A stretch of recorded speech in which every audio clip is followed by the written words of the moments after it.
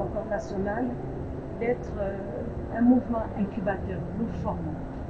Aujourd'hui, j'ai invité M. Ndonga Augustin, que je connais depuis des années, et puis qui a plus de 20 ans à la mairie de Libreville pour toutes les fonctions qu'il a occupées.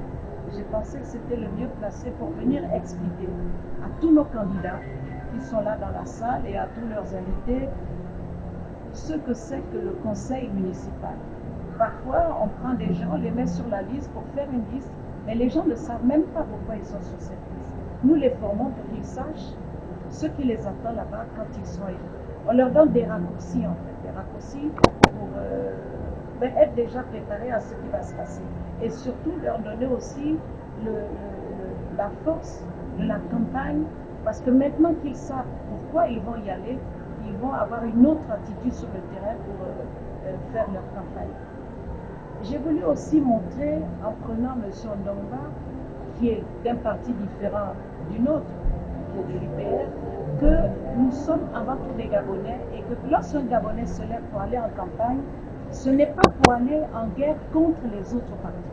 Il y va pour avoir les voix du peuple, pour leur expliquer, voilà, nous y allons, voilà ce que nous allons faire, voilà ce que nous devons faire. Personnellement, je ne suis pas candidate à la mairie, je ne suis pas candidate au Sénat, je ne suis pas candidate à la députation, mais je fais partie de la liste du premier arrondissement parce que j'ai été par le passé députée, sénatrice, donc j'ai été du conseil municipal, et pour avoir posé des actes concrets.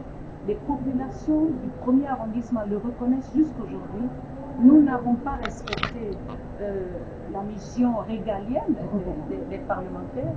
Nous n'avons pas du tout respecté cette mission qui est de consentir l'impôt, de voter le budget, etc.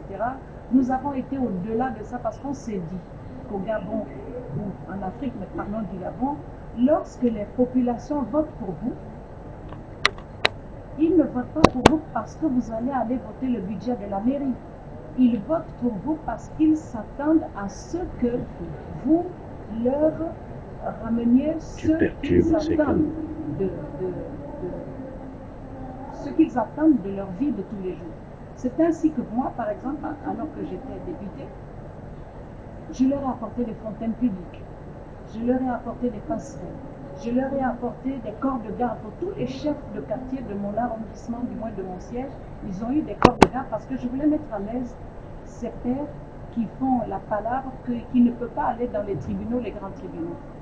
Donc, avec le mouvement Concorde national et ce que nous venons de faire, c'est un langage, c'est un message que nous voulons envoyer aux Gabonais pour dire attention, quand vous allez sur le terrain de campagne, vous les électeurs et vous les candidats, vous n'êtes en guerre contre personne.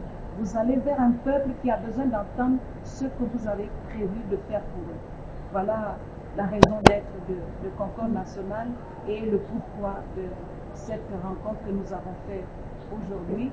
Et je remercie vraiment le président fondateur, M. Oniane, que j'ai consulté d'abord pour lui expliquer que ça pourrait paraître bizarre que son vice-président vienne parler au MCN, mais on s'est compris tous les deux et nous avons compris que nous allons par amour pour le peuple et que le meilleur gagne. Voilà.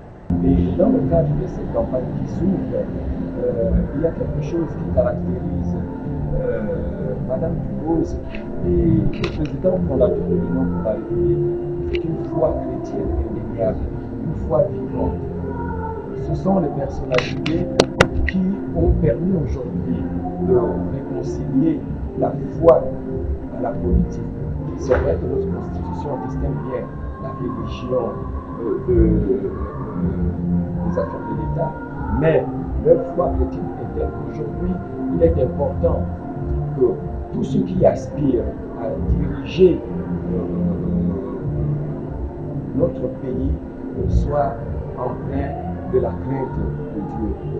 Nous avons, moi j'ai exécuté, Madame Dubose a voulu, en tant que cadre supérieur de l'administration municipale, que j'exerce depuis 23 ans, j'ai fait toutes les classes là-bas, distributeur, conseiller, secrétaire permanent, directeur de cabinet aujourd'hui, et élu depuis 2008, que j'apporte un peu de mes connaissances pour répondre à la question simple. Pourquoi je veux être conseiller municipal? Nous sommes nombreux dans les différents mouvements politiques avec les policiers qui ne peuvent pas, qui ne savent pas répondre à cette question. Et c'est la première raison pour laquelle je suis venu ici pour participer avec le mouvement Concorde national, répondre à cette question. Pourquoi nous voulons aller au conseil municipal? Pourquoi nous voulons être élus au sein des conseils d'arrondissement? Comment sommes-nous élus? Comment ces conseils sont-ils organisés?